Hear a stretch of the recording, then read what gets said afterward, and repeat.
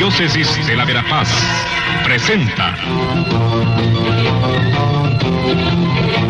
El Pueblo de Dios, el pueblo de la esperanza. Estimados amigos, una vez más tenemos el gusto de entrar en sus hogares a través de este programa, con el mensaje de crecimiento espiritual y familiar.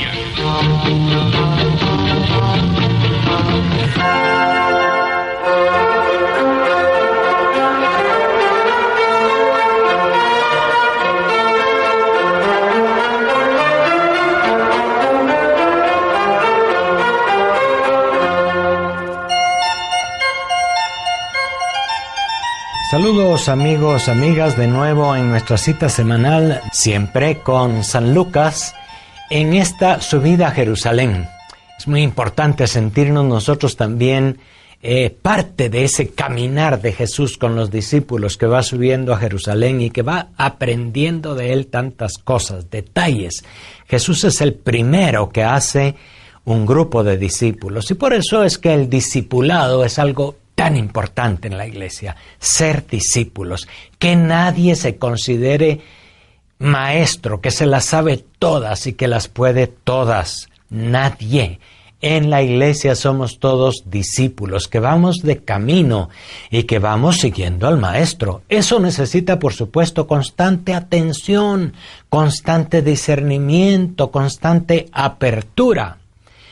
¿Por qué? Porque Jesús tampoco es un maestro que tiene todo ya previsto y dicho y solamente hay que escucharlo y simplemente hacer caso, como el que hacía caso a los antiguos mandamientos de la ley del mundo judío.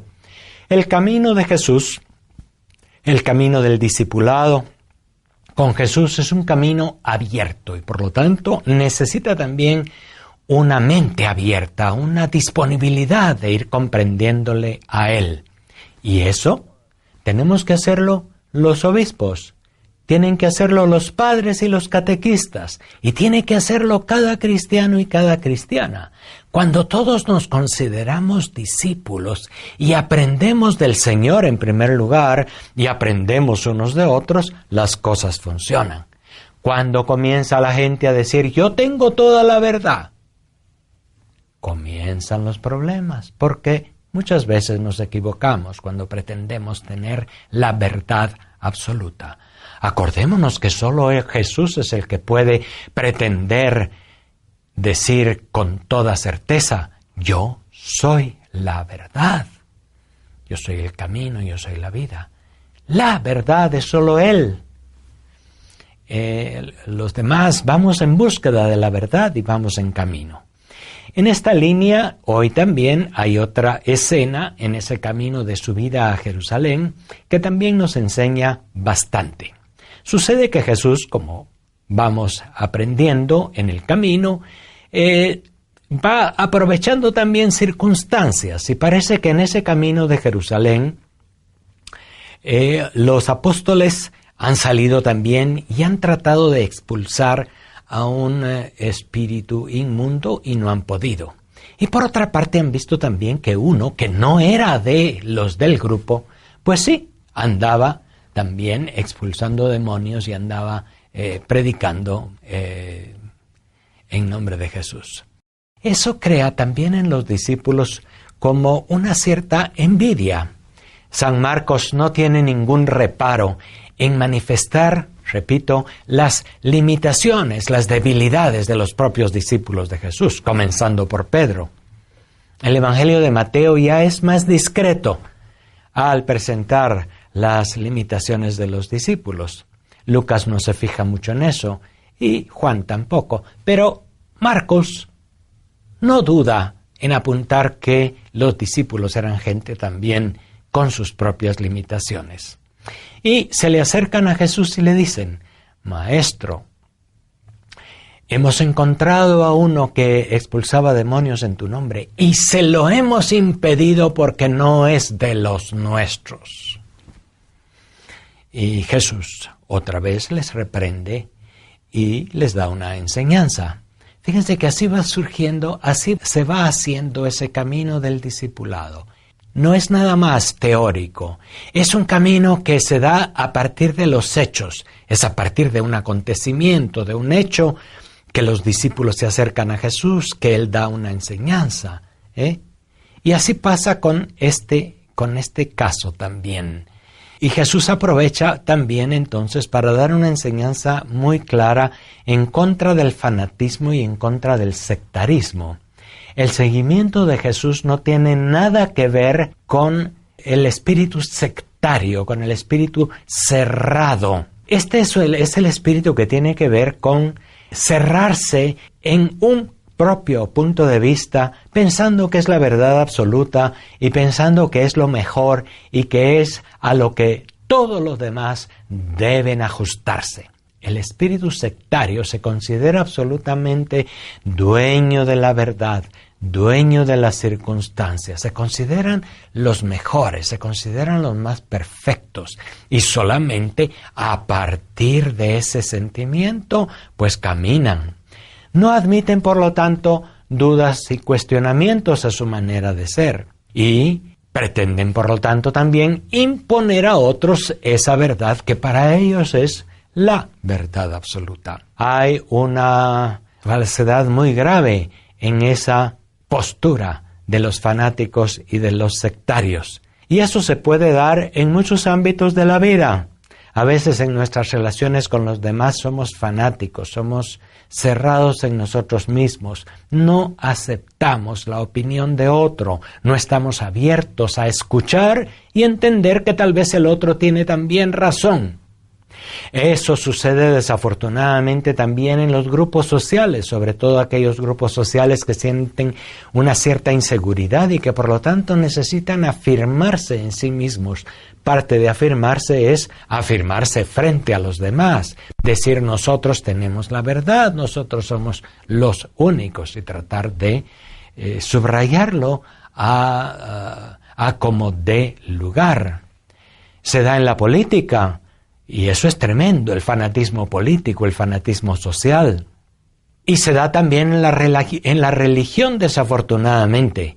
Y cuando ese elemento del fanatismo sectario, religioso, se une al político social y al individual, entonces estamos ante una bomba súper explosiva, como puede ser hoy en nuestro mundo, por ejemplo, el triste testimonio de algunas sectas del mundo musulmán que se han vuelto tremendamente violentas. ¿Cuántos cristianos han sido asesinados por fundamentalistas musulmanes? No son todos los musulmanes, ni mucho menos, pero sí es dentro de ellos un grupo que se aferra a una determinada interpretación del Corán, el libro sagrado de los musulmanes, que lo interpreta según su modo y según su manera cerrada de entenderlo. Los que entienden el Corán con más amplitud incluso son capaces de establecer un diálogo y una tolerancia con otras tradiciones religiosas y culturales. Pero estos que entienden el Corán de una manera fanatista y cerrada, y que lo aplican, por lo tanto, no solo al ámbito de lo religioso, sino lo aplican también a lo político y a lo social, y dicen que la ley del Corán, que es una ley fundamentalmente religiosa, pues debe aplicarse también en el ámbito social, en el ámbito de las relaciones entre las personas y los pueblos, de una manera estricta. Y no se admite lo contrario. Y más aún, se aumenta el ingrediente violento y agresivo. Tristemente en nuestro mundo estamos ante esta actitud de nuestros días que está teniendo unas consecuencias verdaderamente catastróficas, sobre todo en esa área en donde los cristianos son minoría y están siendo prácticamente arrasados, exterminados por el fanatismo político religioso de aquellas sectas. La enseñanza de Jesús es clarísima al respecto.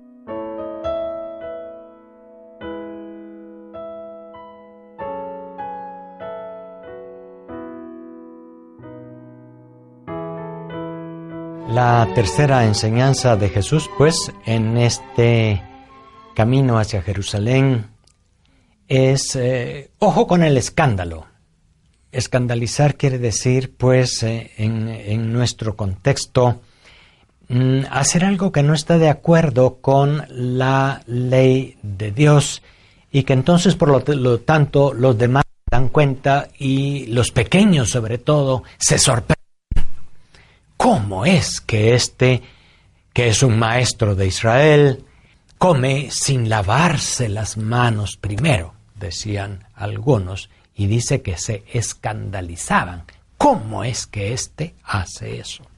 El discípulo de Jesús tiene los ojos de los demás puestos encima, y por lo tanto tiene que tener también cuidado del escándalo. Ojo, no tiene que tener cuidado debe andar cuidando simplemente de no dar una mala imagen, eso sería hipocresía. No se trata de eso, sino realmente seguir a Jesús significa no dar ningún motivo, sobre todo para que los pequeños se desvíen del camino del Señor. Acordémonos que estamos hablando de los pequeños. Él ha puesto a un pequeño en medio, Él ha dicho que no hay que escandalizar a los pequeños, y Él dice ahora, si tu mano te escandaliza, córtala y tírala lejos. Si tu pie te escandaliza, córtalo, porque más te vale entrar cojo en la vida eterna que ser arrojado con los 2 pies en el infierno. Y si tu ojo te escandaliza, arráncatelo y tíralo lejos, porque más te vale entrar tuerto en la vida eterna que con los 2 ojos ser arrojado al infierno. Bien, palabras que parecen duras y que por supuesto ninguno de nosotros las toma al pie de la letra, sino ya la comunidad cristiana, todo aquel que tomara en serio la palabra de Dios, pues estaría marcada por tener un montón de cojos, mancos y tuertos. No es, pues, un texto para tomarlo al pie de la letra, sino para entender que Jesús, como buen maestro de aquel tiempo, también a veces usaba palabras o expresiones exageradas para subrayar la importancia que tenía la enseñanza que estaba dando. Nadie, por supuesto, se lo tomaba en serio, al pie de la letra, digamos. Jesús está hablando también en contra del fanatismo, el fanatismo de la letra, que dice, así está escrito, así debe ser, punto. Nos encontramos entonces con un problema muy serio ahí, con este tema del escándalo, y los ojos, las manos y los pies que deben ser cortados y tirados lejos. El que tiene un espíritu fanático, cerrado, al pie de la letra, pues tratará de interpretar esa palabra así, al pie de la letra. Y el día que ha mirado con malos deseos a la mujer de su prójimo, por ejemplo, tendría que regresar a la casa y arrancarse el ojo. Jesús no está hablando de eso, pero nos está diciendo, estoy hablándoles de algo muy importante. No escandalizar a los pequeños, no llevar por mal camino a los pequeños y a los pobres. Esto es muy importante. Eso es lo que está diciéndonos Jesús con esos ejemplos. Y nosotros, en el camino que llevamos de reflexión sobre el Evangelio, vamos aprendiendo que hay diferentes expresiones, diferentes modos de hablar. Hay cosas que Jesús las está diciendo y que deben entenderse al pie de la letra. Ama a Dios y al prójimo como a ti mismo. Eso no se puede entender de manera metafórica. Eso hay que entenderlo al pie de la letra. Sirve a los demás. El más grande entre ustedes es el último y el más pequeño y el más servidor. Eso no se debe entender metafóricamente. Eso se entiende al pie de la letra. Pero hay otras cosas que no necesariamente, como esta, porque son modos de enseñar, porque son frases que ya se usaban en el Antiguo Testamento para enfatizar la importancia de una enseñanza y que Jesús, como un maestro que es heredero de una tradición pedagógica, de un modo de enseñar, pues también las utiliza. El Evangelio pues da estas pistas que estamos invitados a entender y a profundizar en este camino de la subida a Jerusalén. Todas las indicaciones de Jesús implican ir muriendo a sí mismos un poquito más, muriendo al yo que quiere ser más importante que los demás y que por lo tanto codicia bienes y codicia poder y dominio sobre los demás. Hay que ir muriendo al yo egoísta del grupo y por lo tanto ser más tolerante y ser más abierto hacia puntos de vista y modos de ver las cosas diferentes. Ir muriendo al orgullo del yo egoísta y centrado en sí mismo que se olvida del niño pequeño que se pone en manos del padre con toda confianza y que camina detrás del papá o de la mamá o simplemente de su mano para que le guíe y le libre del mal, sabiendo que le va a llevar a un buen lugar. Textos pues muy profundos con una serie de enseñanzas que ojalá nos vayan sirviendo y vayan iluminando nuestro camino del seguimiento de Jesús. Hasta la próxima. Muchas gracias por su atención.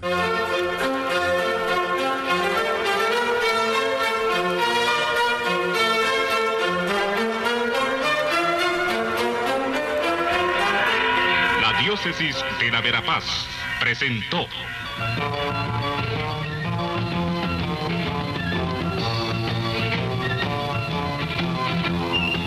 El pueblo de Dios, el pueblo de la esperanza.